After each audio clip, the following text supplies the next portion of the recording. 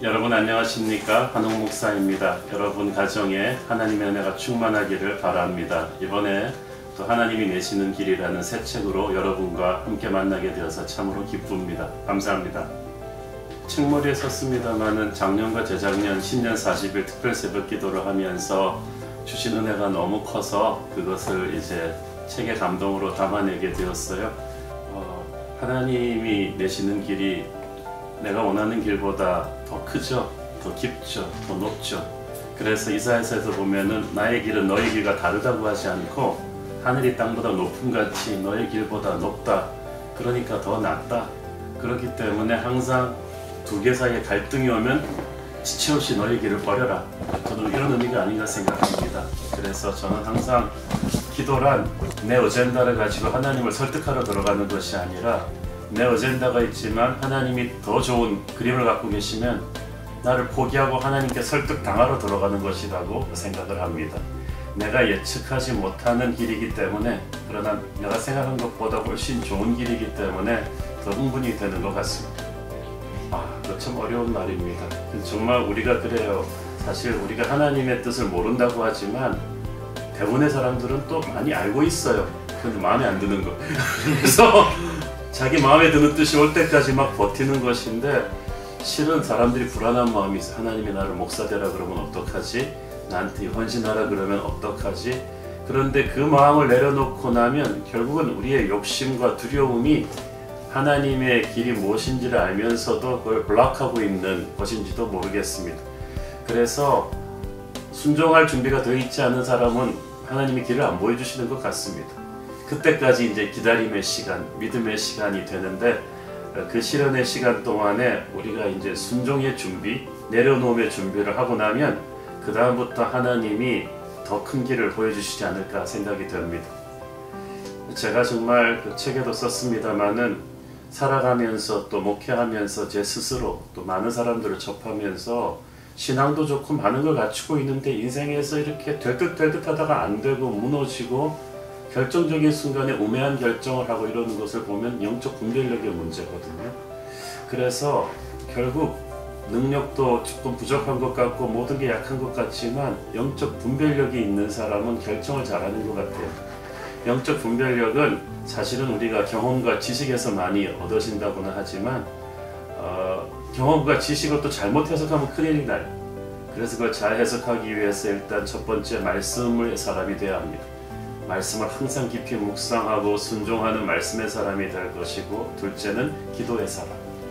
항상 하나님의 음성을 듣는 거죠. 다니엘이 총리 대신으로서 그 바쁜 와중에 하루에 3번 했던 것은 희생이 아니라 거기서 하나님의 특별한 지혜를 다운로드한 거예요. 그걸 통해서 다니엘은 탁월한 분별력을 가졌기 때문에 결정을 잘했어요. 세 번째는 좋은 공동체라고 생각을 합니다. 좋은 영적인 멘토, 좋은 믿음의 친구들, 그리고 거기에는 또 좋은 믿음의 양서들을 읽는 독서도 포함이 됩니다. 그걸 통해서 내가 알지 못하는 객관적인 차원에서 하나님의 사람들의 지혜를 잘 조합을 해가지고 결정을 하는 습관을 계속 기르면 말씀과 기도와 좋은 영적 공동체와의 그 교제를 통해서 이 영적인 분별력을 조금씩 내공을 쌓아간다고 저는 생각합니다.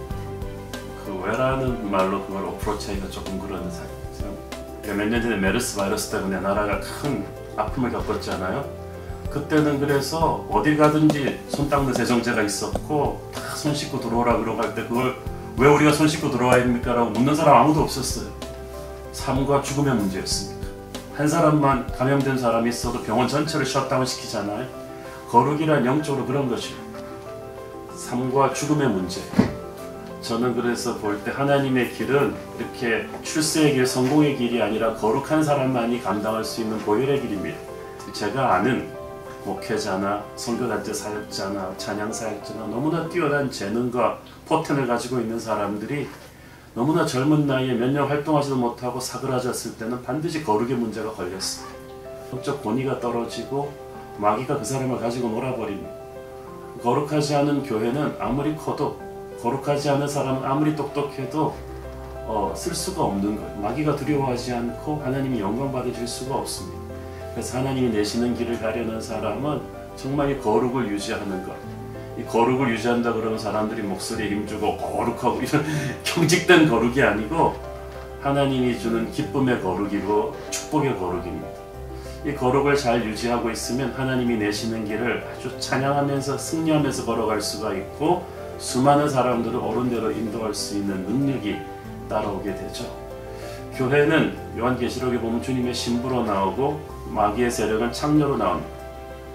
창녀와 신부는 아름다움의 차이가 아니라 순결의 차이예요. 교회가 이 순결을 거룩을 유지하고 있으면 이 마지막 시대에 강한 영향력을 발휘할 수 있다고 저는 믿습니다. 사실 기도가 쉬운 사람은 아무도 없습니다. 그렇지만 저는 기도는 그렇게 생각해요. 일단 기도는 관계에서부터 시작합니다. 신학교 때 그런 말 많이 들었거든요. 하루에 2시간 기도 안 하고 목사하면 도둑놈이야 뭐 이런 말 많이 들었는데 약간 건 좀 율법적인 어프로치 같아요. 우리가 이제 사랑하는 사람과 데이트할 때 너 하루에 몇 시간이나 데이트하냐, 연인이랑 하루에 2시간 대화하지 않으면 안 되는 거야, 이렇게 한 사람 아무도 없거든요. 시도 때도 없이 팝업창 켜놓고 라인방 날리고 SNS 날리고 전화하고 항상 그 사람을 생각하고 있는 것처럼 하나님과 우리와의 기도는 그렇게 생각하시면 됩니다. 그래서 기도를 그냥 엔조이해야 됩니다. 연인과 어떻게 데이트할 것인가, 어떻게 대화할 것인가를 고민하는 사람은 없어요. 시간이 없어서 못하는 거지. 그래서 기도도 그렇습니다. 하나님을 사랑하면 어떻게든 방법을 찾을 거라고 생각하고, 저는 새벽 기도든 밤 기도든 또는 화살 기도든 산책 기도든 본인이 방법을 개발해서 늘 하나님과 24시간 기도의 그 창을 열어놓겠다, 이 생각을, 그리고 기도를 유창하게 하려는 생각을 좀 안 했으면 좋겠어요. 하나님의 자녀이기 때문에 들어주시는 것이지 우리가 기도를 유창하게 해서 들어주시는 건 아닙니다.